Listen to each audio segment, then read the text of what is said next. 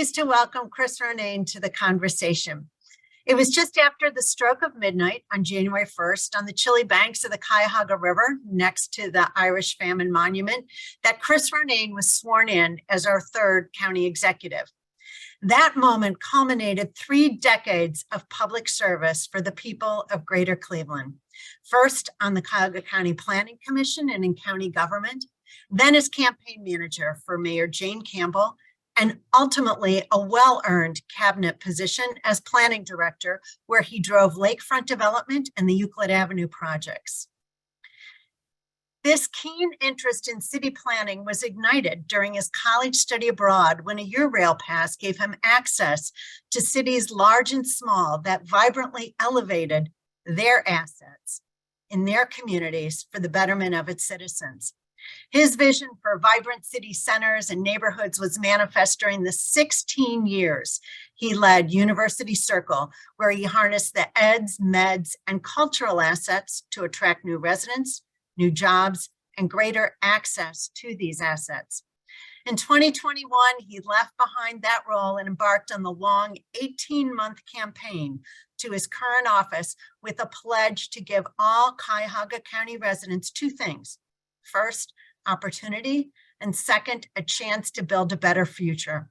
When he met with the high school students in our Look Up to Cleveland program yesterday, he expressed his commitment to helping, inspiring, and making a difference. 25 days in, we're looking forward to hear his vision for Cuyahoga County. And Chris, I know you've got a large contingent of your LC 2007 classmates rooting for you here. I turn it over to you. That was the first thing I was going to say, Marianne, is hello to my friends from 207, and my class president, Enid, is there. Hello. I wanted to say it's good to be back with Leadership Center. Thank you, Marianne. I am averaging about every other day now with you guys, and it's great. No place I'd rather be. I was, as was just said, with Look Up to Cleveland students yesterday, and if you guys want a good, sort of view of just some hopeful future, look no further than to Look Up to Cleveland students. And spent a week ago, as Marianne was referencing a few of these things, on a similar weather day.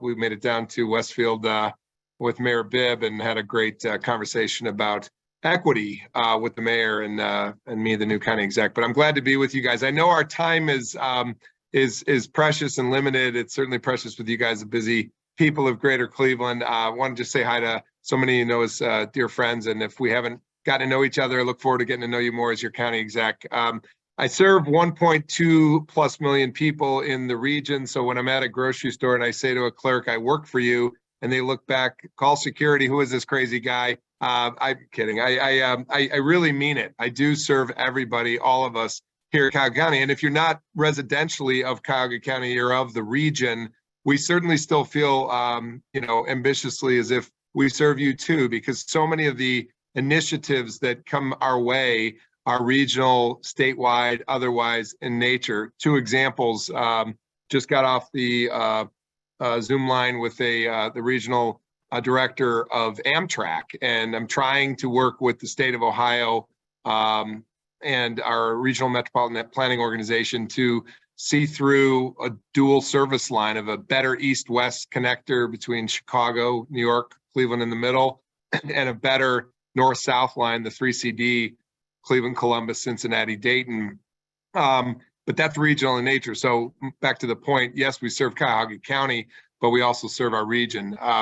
Other examples, I'm going to be working on hopefully a significant land bank project with other counties like Summit County, Lake Lorraine, Medina, and others, so that we don't get skipped by the next intel as they come through, that they've got site readiness and talent readiness. So it's a regional effort, no question about it.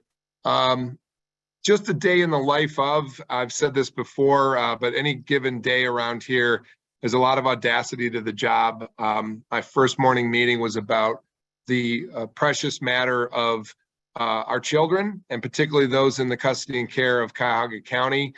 We have about 400,000 families of the 1.2 million persons, I should say 400,000 people who somehow, some way draw on everyday direct services of Cuyahoga County.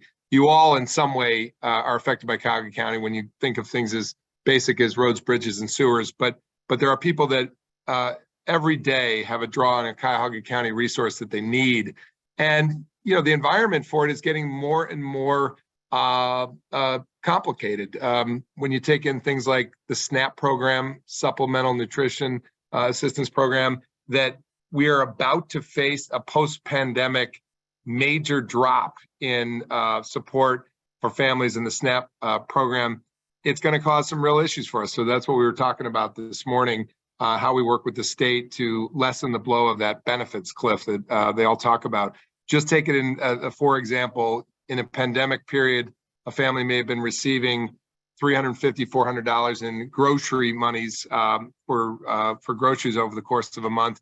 And imagine that going down to $125 a month. Imagine just that giant cliff drop. So that's the kind of work we in the space of literally already my day today of things I've been working on, and providing housing for children who are in our services. That there are on any given day 3,000 kids in the county's custody and care, and of those there may be 100 kids who are out there homeless right now. So not to bring you down, but this is the gamut of things we do.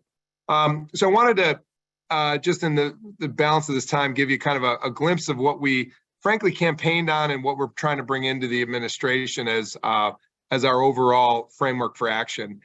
For those of you who are around the campaign, and thank you, so many of you were helpful. I always say it's not me, it's we. If we wanted to advance this region, we speaking over the last year and a half together about where we could go and take things. I got a lot of affirmation on the idea of community health.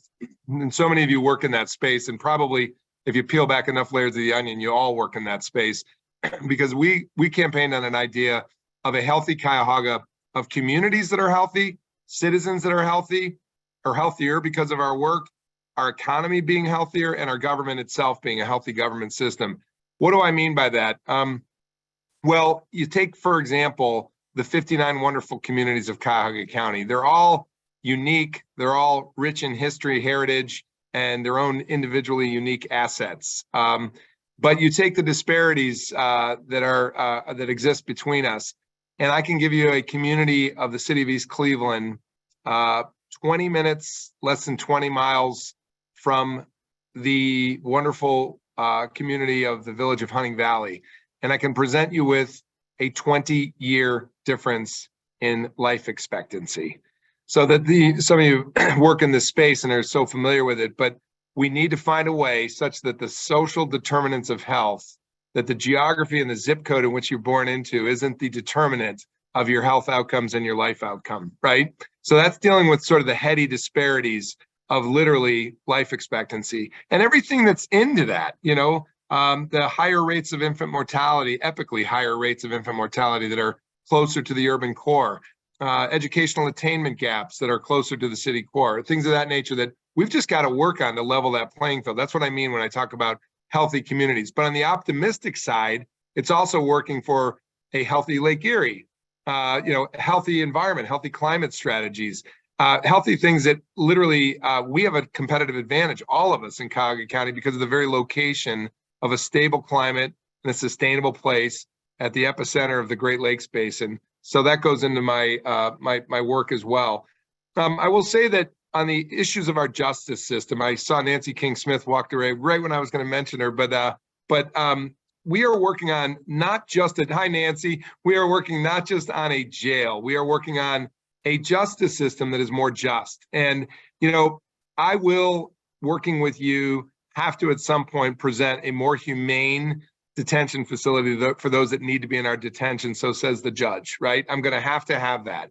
But I'm also going to say, as I said to the judges when I met with 34 common pleas judges on Monday, hey, look, my team has to work on the upstream programming that averts the problem of you getting too many persons at your door at the courts. And that means working on things I humbly have had a stake in the past over at University Circle and other places. When we saw outbreak of gun violence in the Glenville community, and we saw particularly the issues of more and more prevalence of gun violence among kids, What we did is we worked with a partnership in University Circle of our museums and cultural institutions like the Natural History Museum, the History Center, the Botanical Garden, the Museum of Art. We said to those CEOs at the time, would you open your doors to kids after school? They did. And they created learning labs from 3 to 6. When the yellow buses went home to everywhere else, kids that were in nearby schools in some of the hardest hit neighborhoods came in through the doors of the museums and essentially added to their school day without a school time work. Those are the kind of upstream programs that we can do a lot more. Last night at the county council meeting, we ushered in more contract dollars for Youth Opportunities Unlimited. Just one example of a great nonprofit working on that workspace, work development, to use Dr. Bastian from Tri-C's phrase, workforce innovation among our young people from 14 to 24 to create more job opportunities, right? So the healthy economy is what I'm rolling into, but from a healthy justice system to a healthy economy, when I was out on the campaign trail, I saw more optimism in this community than pessimism. You know, if people stop watching the nightly news gadflies that were back and forth on polarizing in the 8 o'clock after shows that are constantly talking about polarizing parties, I actually saw at Cuyahoga County people who were really wanting to work with one another, regardless of party affiliation or anything else. They just want to see what we all want to see. A vibrant place in Cuyahoga County with a sustainable future for their kids and grandkids, and a place that everybody can be proud of. So I met with many of our 30,000 small businesses in Cuyahoga County. I met with some of our industry experts. I see Kathy Belk on the line here, you know, people that are working always in the space of workforce development and have come to the sort of crystallization that we have these wonderful pillars of our economy. To name a few: health, IT, the waterborne economy, smart, sustainable manufacturing, advanced manufacturing. These clusters under this Cleveland Innovation Project are things that I want to see not only us all accelerate, but I want to see more persons hired into it because they're work ready, right? And that talent pool grows because we've continued to skill build toward the talents, things that Cuyahoga County can work on. Finally, with Cuyahoga County on the healthy government front, you have a charter that is, I'll be happy to share it with you if you're not familiar with it, but if you were a voter in 2009 and you voted in, probably because 3/4 of the electorate did, a new county government that stipulates in the preamble a new executive system that is going to be focused on the effective, efficient delivery of services. So I came in here 3 weeks and a few days ago, 25 days ago, and I started walking the floors of Cuyahoga County. It was a play out of the page of George Voinovich when he was at Cleveland City Hall as a new mayor. Took that play out of that page book and basically walked the floors. Found that we have a wonderful group of workers that are working efficiently to try to deliver on effective services for you. But I think what we needed always is sort of a culture that cares. Okay, you guys as leaders in organizations and businesses and around town know this. If you're going to create a high-performing culture, you've got to create sort of a motivation and a morale that people really feel a part of a team. So that's been a lot of my early weeks of work, is getting to know our team, letting them know we care, and letting them know we want to advance together to that healthy government. And there's a lot of things to a healthy government, but I think our focus is very much about health and human services, about justice affairs and infrastructure. That's the largesse of your $1.5 billion that comes through this county government and is distributed out to our 59 communities of Cuyahoga County. So in summary, the healthy Cuyahoga is about healthy people. It's about healthy communities. It's about a healthy economy and a healthy government. And what I find with folks like yourself is we have no shortage of people who want to help, no shortage of resources. I'd like us to be known as not just, and again, advancing that playbook out of the, tying back to George Voinovich, Democrat talking about a Republican, by the way. I think that my job is to be somewhere in the middle, working with all of you. That's probably where most of us are at anyways. But his was of the public-private partnership. I want mine to be of the public-private nonprofit partnership, because we have built, thanks to the treasure of our philanthropy as given by the good nature of our citizens that came before us, we've built up a philanthropy that has helped seed an incredible network of nonprofits that can help with the task at hand I see my friend Pam Eichenauer works in one of those foundations, and for years seeded the kind of programs I was just talking about in University Circle. But we are lucky to sit on this treasury of community treasure. When you go to other cities, I remember being down in New Orleans where a gentleman said to me, he's a business chamber leader, he said, we just don't have the Cleveland Foundation as an example. We are lucky, so let's use it, and we will. So to build that public-private nonprofit partnership that builds a healthy Cuyahoga. Finally, I want to say, I talk to Mayor Bibb, because a lot of people ask me this. I talk to Mayor Bibb just about every day about something. I was glad to talk at Leadership Cleveland with him again a week ago Friday. But we have similar aspirations, as you could imagine. We want to make sure that our people are well. We want to make sure that our community is safe. And that goes for the 58 other mayors of Cuyahoga County and managers. But we want to see a healthy, vibrant waterfront like you do. We want to see an air service delivery system that works for you. We want a workforce system that's talented and ready to work and meet your challenges and your employers. So there's a lot of collaboration between workforce development, waterfront planning, transit planning, air service planning, and action. And you're going to see a lot more of that. I think this is an era with all of these new leaders, yourselves included, but at some of our major posts like our hospitals, universities, 3 new hospital presidents, 3 new university presidents, a new center city mayor, many new suburban mayors, a new county executive, a new chamber executive.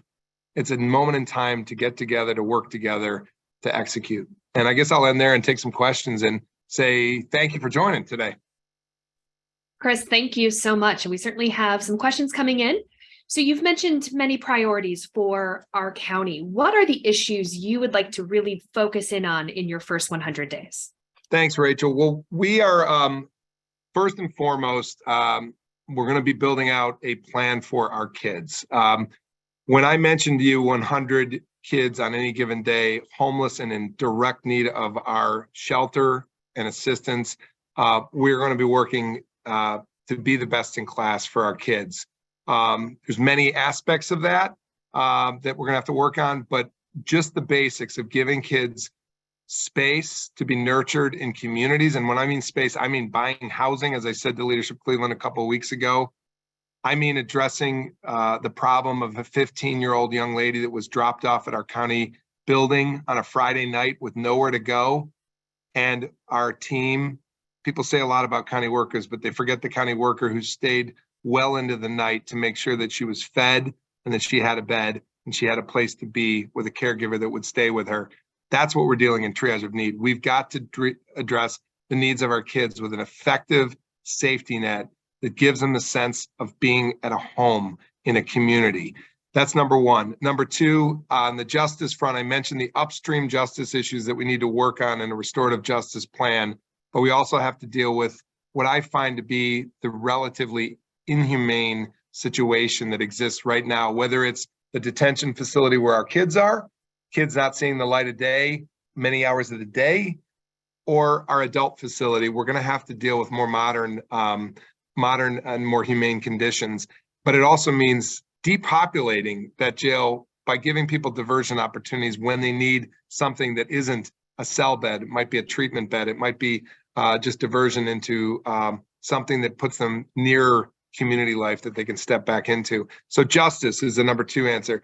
Third issue is workforce. I got to help you guys with a talented work pool that's ready and skilled up, or re-entering the workforce ready to work. And fourth, I would say, is the infrastructure. And I mean in that the infrastructure around our waterfronts, the infrastructure around our transit systems, our air service, our general streets, roads, bridges, and sewers. Those are the 4 core areas. And in the 100 days, it's about laying out a plan of action to get it done. So in addition to working with Mayor Bibb, how can our county land bank engage and help the city land bank more, especially in looking around removing blighted properties? Is there consideration for more funding for demolition? Yeah, there's 20,000 vacant properties in the city of Cleveland, so there's a lot of work to attend to right there. I've mentioned at the outset my desire to create scale assembled sites for the next Intel, working with groups like Team Neo. But the tweener space is really the work of collaboration between 2 entities. What I think the spirit of the new county charter, 12 years young, is all about is collaborating with entities that may have formerly been duplicating or redundantly working in separate silos. So I think as the land banks go, there's an opportunity to connect those two entities or multiple entities to do more of the same thing, but do it more efficiently under one tent. A good example of where that's happened is the workforce development. And if those of you that have been around the workforce investment boards, we used to have two. They were in separate silos, working under separate management systems, and God hope not separate outcomes. But we have now seen the county and city merge its workforce boards in a way that the director and assistant director work for both of us. Kathy can tell you more in the future about the aspirations for an even sort of a 3.0 of that workforce investment board. But the key is don't be so redundant. Don't be in silos. Work toward the same ends with a common playbook with maybe one common organization. So you mentioned housing as a priority. Will you be addressing the conditions and needs of the primary homeless shelter for women in Cleveland, Norma Herr?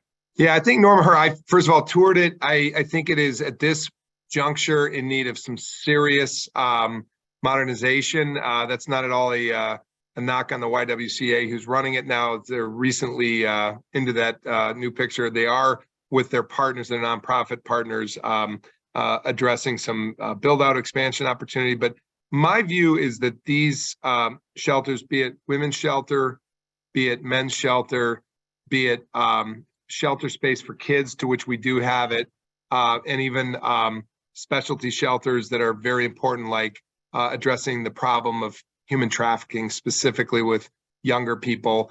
We need shelter space for all. I'd like to look around at the nationally best known practices out there.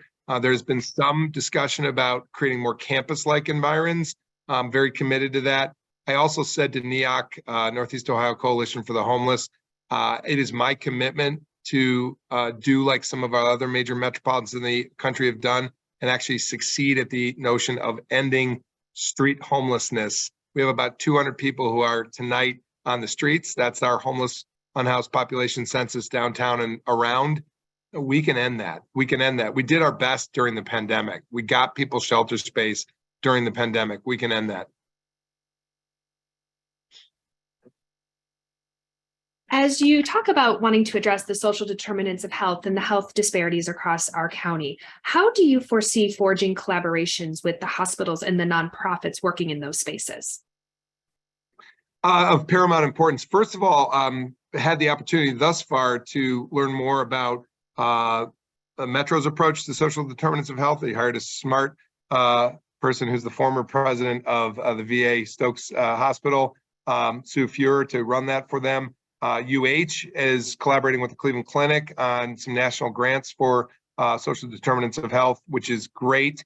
I think that the whole thing with our healthcare institutions, our globally renowned ones at that, is getting them as proximate as possible. And they've got some great staff that is working proximate in the neighborhoods on these things. I would reference UH's great work with, as just one example, the Women's and Children's Facility off of East 60th and Euclid in Midtown, right there, right where the community needs it, with great programming around the clock. So I think this is an issue of getting out in communities. I've proposed health equity funding that we address the problems of hospital closures. It's an industry problem. There's resource problems. There's a whole lot of other problems that are associated with it. But the reality is we've emptied out too many hospitals in places that need them most. St. V's is not what it was. Bedford and Richmond Heights are shelled out from where they were. We need a stopgap plan specifically to address healthcare access in the places that need them most. And what I will do on that end is develop a transportation mobility department that is focused on getting people to their doctors. And you'll see that forthcoming pretty quick out of Cuyahoga County. So, and given the increased remote work environment following the pandemic, how does your team anticipate working to attract and retain that skilled workforce here in Greater Cleveland? It's a great question. I think it's an all-in venture. First of all, remote work is going to cause different versions of the future city, right? I mean, Downtown is endeavoring through DCA already on kind of a recovery plan post-pandemic. But I think this conversion of some of these office sites to residential, you're going to see more of that. The same 1.2 million persons exists here. It's just the shifting sands of income tax base, pay where your feet are, is a real issue for us to deal with. And so it puts strange bedfellows together, like the city of Cleveland and the city of Beechwood, that are both commuter towns and have commuter tax, so to speak. But I think the county's role is going to be to make sure that that nobody loses the ground beneath their feet from the income tax base. You mentioned, though, talent retention. I think we need to, as my late friend Richard Shatton said to me as I was entering public service in city of Cleveland years ago, he said, we need to think of this as a college town. We really are. We really are Boston, but just of a bigger aggregate map, with so many colleges and universities within the Northeast Ohio area. But what we have to lean in on the employer community to think about is how are we retaining workers as they graduate from college? And the best I can say is if each of you could do what we did, and I just signed on to get 5 associates here at Cuyahoga County that are college-age students in college now to come work for us, give them exposure to jobs such that they can find out what their path is to stay here. Because the worst thing is to hear, I came here, I studied here, and I left. So Chris, you mentioned earlier that we are a county that has so many different unique areas and needs. How do you rally communities who have such a range of experience and needs together to really move our region forward? Well, I think we're going to be endeavoring on an overall regional strategy. But I think people, and I'm a guilty city planner who's put big plans out there, but I think we all got to realize we got to act too. That's what I learned when I went to university. You got to plan and act. You got to work and fix the rocket while riding in it. I would say to you, we've got some major initiatives to endeavor in, but we should create a plan of sustainability. And when I mean that, maybe sustainability is getting to be a tired, overused word, because sustainability's got a climate implication, but it's also got sort of a population stability connotation to it, and community vitality. That's why I talk about a healthy Cuyahoga. To me, it's about everything. It's about a healthy economy. It's about healthy people. It's about building and designing healthier communities.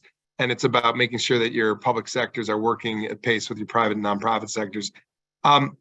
With this regional sort of visioning that I think we could and should do, I think we should be bold. I think we should realize that we truly are, and nobody should revel in this given shifts of climate, but we should really assume that we, if we are ready, should be a migration point for people seeking a more stable environment. That's the sort of maybe the difficult way to look at it. A brighter way to look at it, I hope, is to launch on something that I'm proposing, and that is to mark our place as the freshwater capital on the globe.